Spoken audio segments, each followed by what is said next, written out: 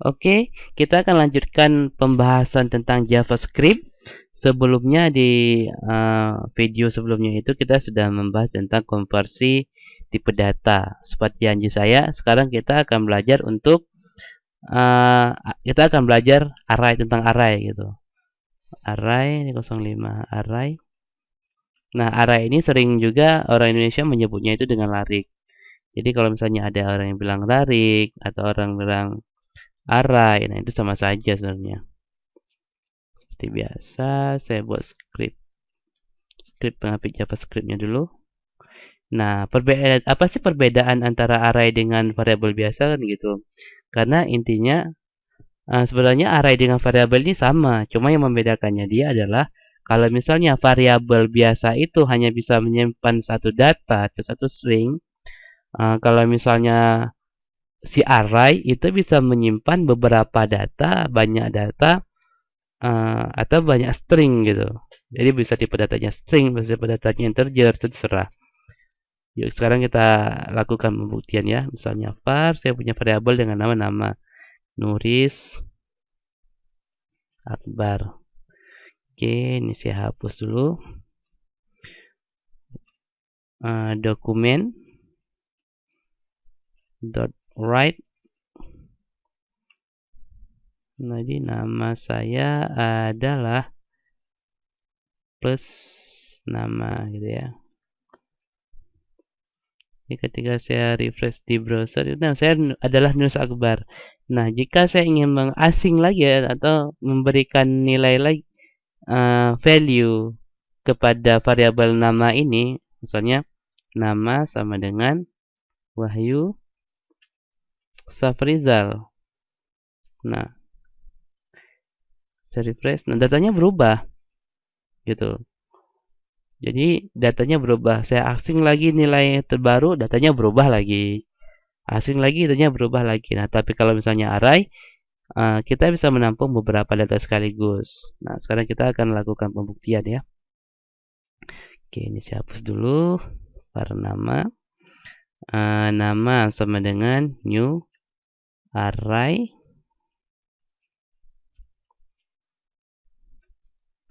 New array.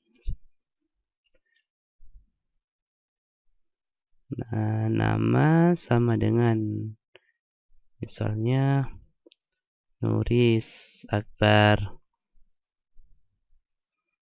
Wahyu Safrizal gitu. 2 ya.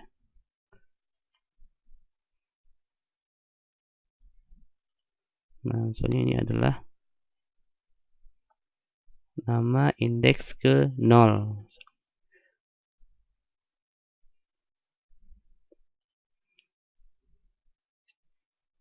Oh, jangan seperti inilah. Misalnya untuk assignment-nya itu adalah nama. Nah, indeks ke 0-nya itu saya berikan Nuris Akbar. Nah, seperti ini. Nama indeks ke 1-nya itu saya berikan Wahyu Safrizal. Refresh, nah yang muncul Nus Akbar.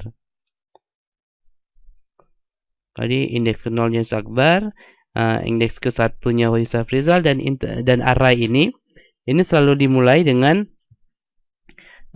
indeks ke 0 ya. Ini indeks gitu. Indeksnya ke 0. Jadi kalau misalnya kita ingin melakukan looping untuk menampilkan data array, itu nilai awalnya itu harus 0. Kalau misalnya Anda memulai nilai awalnya itu 1, maka data Nus Akbar ini itu nggak akan kebaca. Misalnya nama lagi 2 itu Irma Mulyana. Nah, sekarang nama indeks 1. Nah, yang muncul Wahyu Safrizal. Nah, misalnya saya ingin munculkan semua data lah. Seperti ini. 0, 1, dan 2. Nah, muncul semua datanya kan. Cuma di sini saya kasih BR lah. BR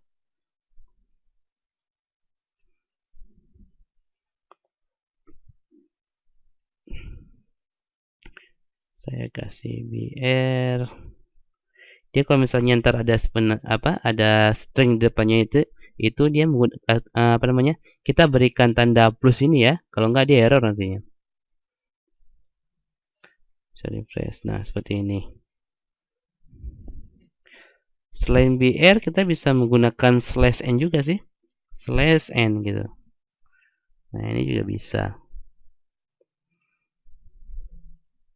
Oh, nggak bisa rupanya di JavaScript.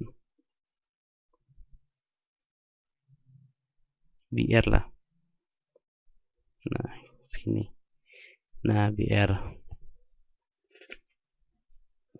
Oke, ini untuk array. Jadi pemberian array itu dimulai untuk membuat array itu menggunakan new array. Kita buat dulu variabelnya sebelumnya. Setelah kita buat nama variabelnya, kita buat nama variabel new array, baru kita asing nilainya. Jadi ini namanya itu asing, gitu ya. Ascn. Nah, ini adalah cara menampilkan nilai dari array dengan mengakses indeks. Nah, ini nama indeks nih. Indeks 0, indeks 1, indeks 2. Seperti ini untuk array. Oke, saya rasa cukup sekian ya pengenalan array. Sangat sederhana, sangat mudah untuk digunakan. Tapi nanti ini akan sangat diperlukan. Nah, nanti setelah array kan kita akan bertemu dengan looping nih.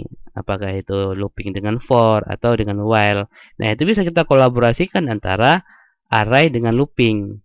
Jadi untuk menampilkan perulangan itu, untuk menampilkan nilai seperti ini nih, ini kan satu persatu. Nah, seharusnya kita bisa menggunakan looping untuk menampilkannya.